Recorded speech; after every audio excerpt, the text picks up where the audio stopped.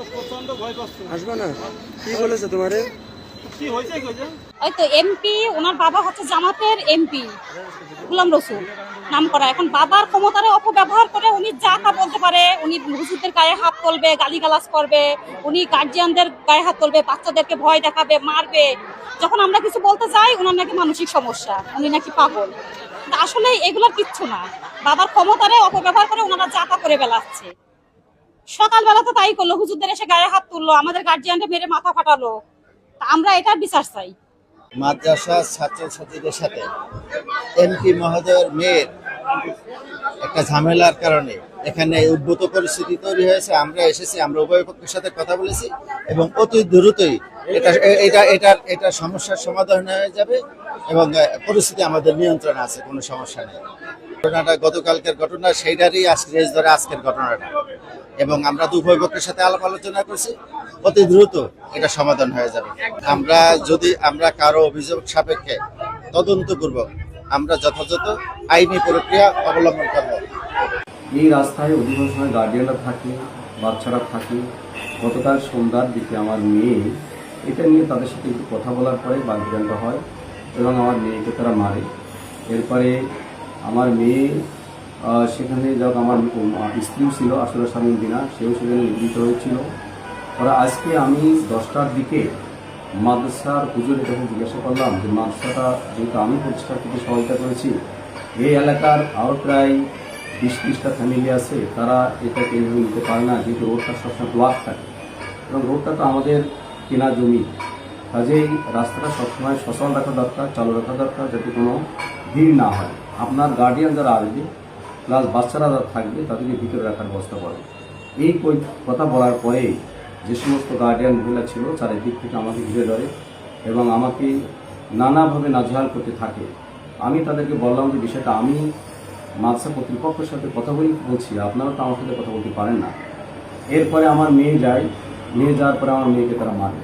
আমি তখন বললাম যে আমার মেয়েটা অসুস্থ, সে সাইকিয়াট্রিক রোগী দীর্ঘ 20 সাল থেকে, এবং সে 20 সাল থেকে প্যানক্রিয়াসের রোগে আক্রান্ত।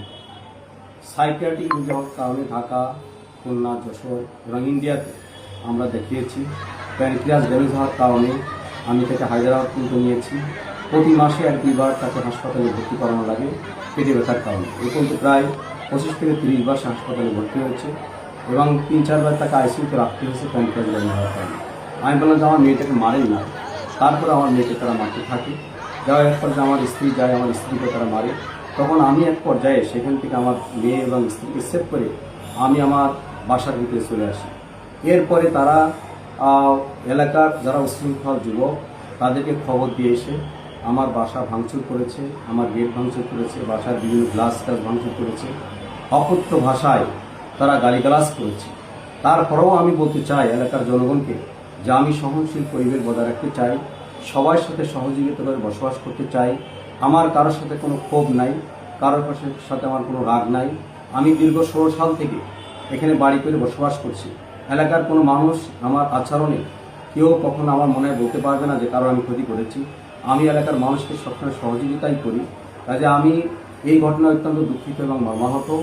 আমি আবারও জনগণকে বলছি যে আমি যদি কোনো ভুল করে থাকি তার জন্য আমি ক্ষমা প্রার্থী, কিন্তু একটি ছোট্ট ঘটনাকে কেন্দ্র করে এইভাবে এলাকার পরিবেশটা নষ্ট করা এটা মনে আপনাদের জন্য ঠিক হবে না। আপনারা শান্ত হন, এলাকার মাদ্রাসার পরিবেশও ভালো করার জন্য কর্তৃপক্ষের সাথে আমি কথা বলবো। এই মুহূর্তে আইন শৃঙ্খলা কমিটির সদস্যরাও সেখানে আছে, তারাও পরিবেশটা শান্ত করার চেষ্টা করবে। এমনকি আমার কাছে এই মুহূর্তে নিউজ আছে তারা আমার ঘরের মধ্যে আমার গ্যারেজে গান পড়া সেটাই দিয়েছে, যে কোনো মুহূর্তে আগুন ধরাই দিতে পারে। কারণ বছরখানিক আগে 2025 সালের সম্ভবত অক্টোবর থেকে নভেম্বরে আমার গ্যারেজে একবার এই কেবা কারা যা উপশৃঙ্খল তারা একবার আগুন ধরিয়ে দিয়েছিল। আমি অত্যন্ত ভীত সন্ত্রস্ত, আমি নিরাপত্তাহীনতা করছি। আমি তারপরেও বলতে চাই আমি আমার কাছে আমার মেয়ের যে প্রেসক্রিপশনগুলো আছে সেগুলো আপনারা দেখতে পারেন। এখানে আমার মেয়ের প্রেসক্রিপশন আছে। সাইকিয়াট্রিক রোগী এই মুহূর্তে ডাক্তার আমার কাছে ওষুধ খায়, যিনি ল্যাবিতে বসেন। এরপরে আমি ঢাকাতে 5-7 জন ডাক্তার, এরপরে ইন্ডিয়ান ডাক্তারের ওষুধ খাওয়াইছি, অনেক ডাক্তারের কাছে আমি নিয়েছি। এবারে এখানে তার যে আমরা ব্যাঙ্গালোরে নিয়েছিলাম, এটা প্যানক্রিয়াটাইটিস জাহাঙ্গীর স্যারের বর্তমানে যে অ্যাকিউট অ্যাটাক হয়েছে সেটা আমার হাতে ক্যানুলা করা এখন। হ্যাঁ, তার হাতে ক্যানুলা করা আছে। সে হাসপাতালে সিট পায়নি, ভর্তি হতে সাহস পাচ্ছে না, ক্যানোলা করে তার আজ 2 দিন ধরে বাসায় বসে সে অ্যান্টিবায়োটিক ইঞ্জেকশন সে নিচ্ছে। এত অসুস্থ, সে চলতে পারছে না, কোনো কিছু খাওয়া দাওয়া করতে পারে না। আমি এটা রিপোর্ট প্যানক্রিয়াস ড্যামেজের রিপোর্ট। মানে ইন্ডিয়ান হাসপাতালে সে এটা করে, ইন্ডিয়ান হাসপাতালে যে ওটা ওয়েবসাইটে আমাদের কোথায় নিয়ে ওই যে ওখানে রাখে। ইন্ডিয়ান হাসপাতালের প্রেসক্রিপশন আমাদের কাছে আছে। এআইজি টা, এআইজি এই হাসপাতাল, যে এটা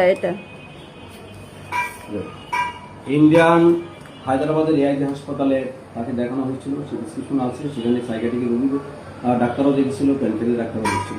বলেছে প্যানক্রিয়াস ড্যামেজ। আমার মেয়েটা অসুস্থ, তাকে মারলে সে মারা যেতে পারে, তারপরও চারিদিক ঘিরে তাকে বিভিন্নভাবে চর ঘিরে তারা মারছে। হাতের আঙ্গুল ভেঙে দিছে, তার একটা আঙ্গুল ভেঙে গেছে।